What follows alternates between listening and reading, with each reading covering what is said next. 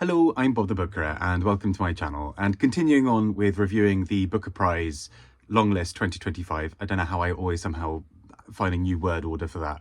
I'm reviewing the books from the list. And so we're now on this book here, Flashlight. And I wanted to talk a little bit about this. I will go into some spoilers, but apart from that, I will try and keep it as spoiler-free as possible, because I think there's a lot in the book that it reveals itself in interesting twists or moments that I think is worth kind of experiencing in that as well. But if you do need to drop off when I get to spoilers, absolutely fine. Let's get started.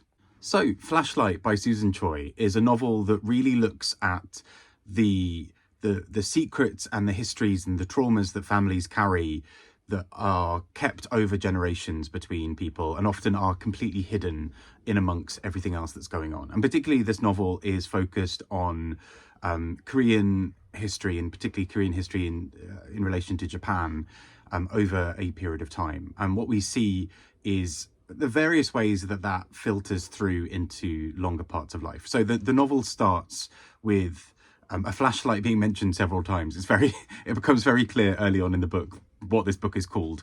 And I don't mean that in a sort of snarky way. It is just quite funny when you see a book mention its title, but particularly because someone is walking around with a flashlight.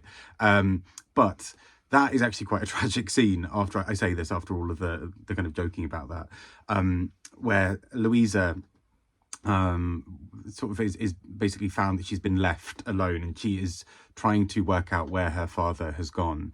Her father, Cirque, is somebody who we spend a lot of the novel with, and particularly his history.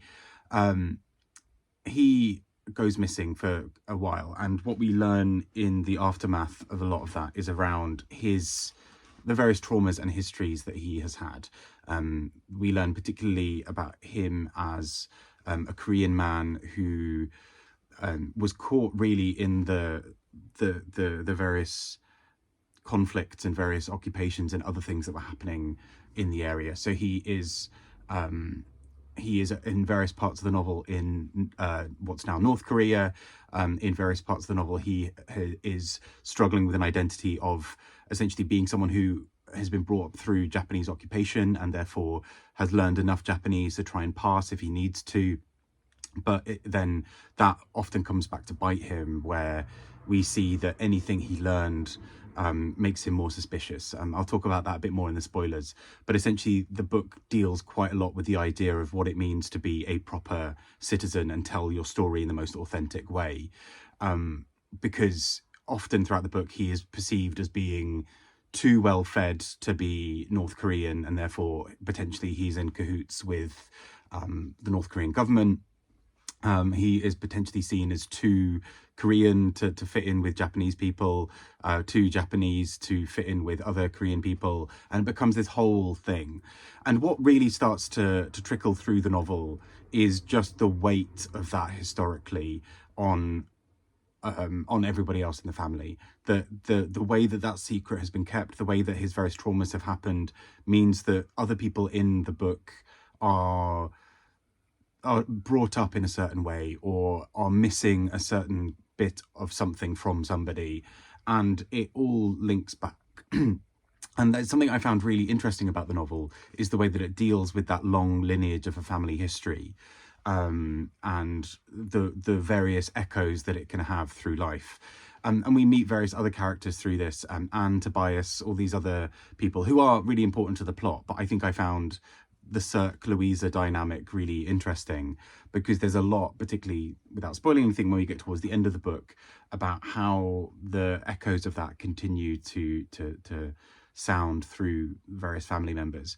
What I will say at this point as well is, as much as I think in terms of the writing there are some really, really beautiful moments of this, I found it a tiny bit bloated at times as a novel. I don't know if that's my own patience level with slightly longer books, and it was an audiobook, and I don't know if that plays into it.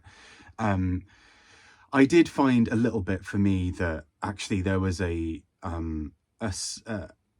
tighter novel screaming to be let out. And actually it's interesting because I then read something about how this was initially conceived as a shorter novel, and then had bits added to it to make it more of a a sort of epic, or to make it more sellable.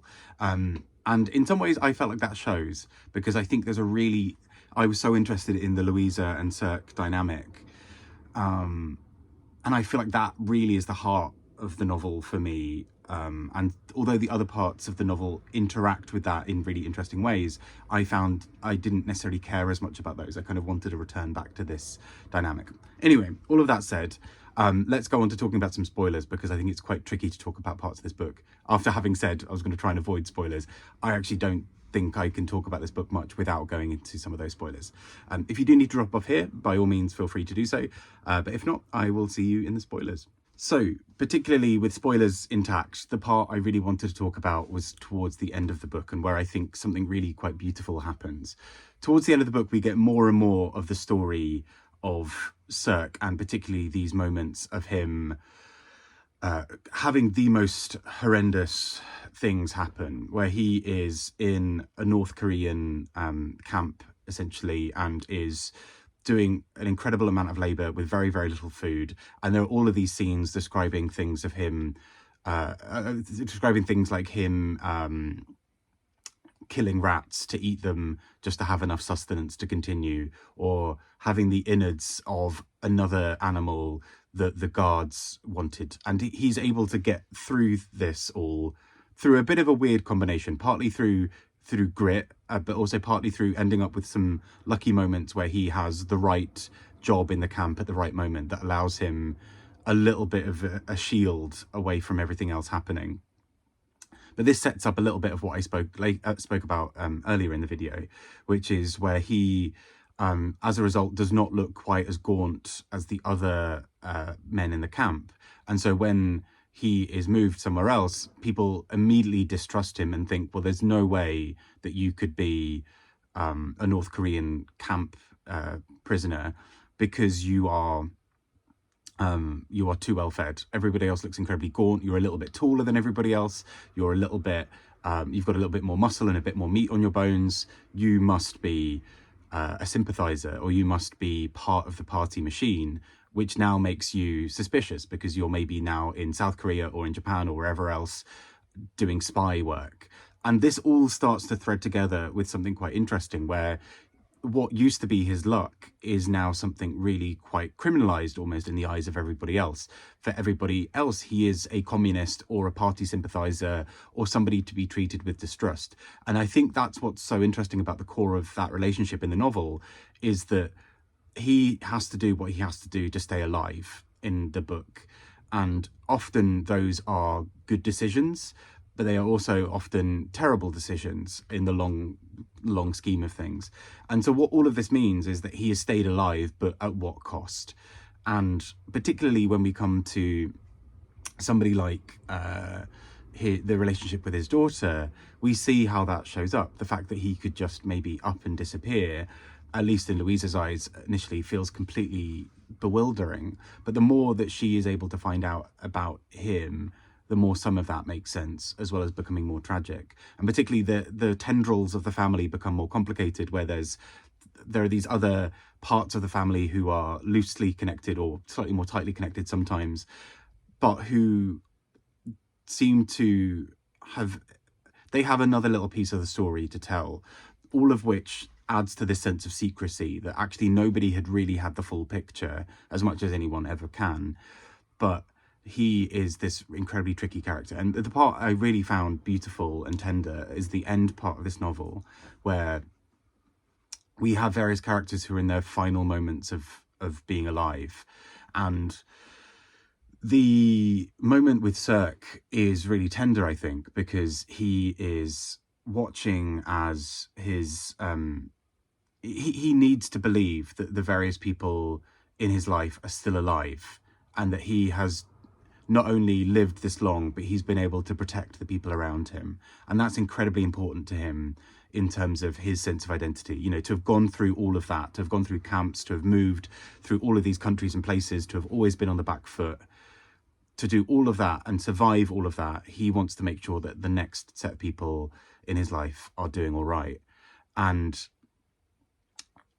there are various lies that are told, to sort of white lies, to keep a premise of a pretense of happiness, or of peace in this moment.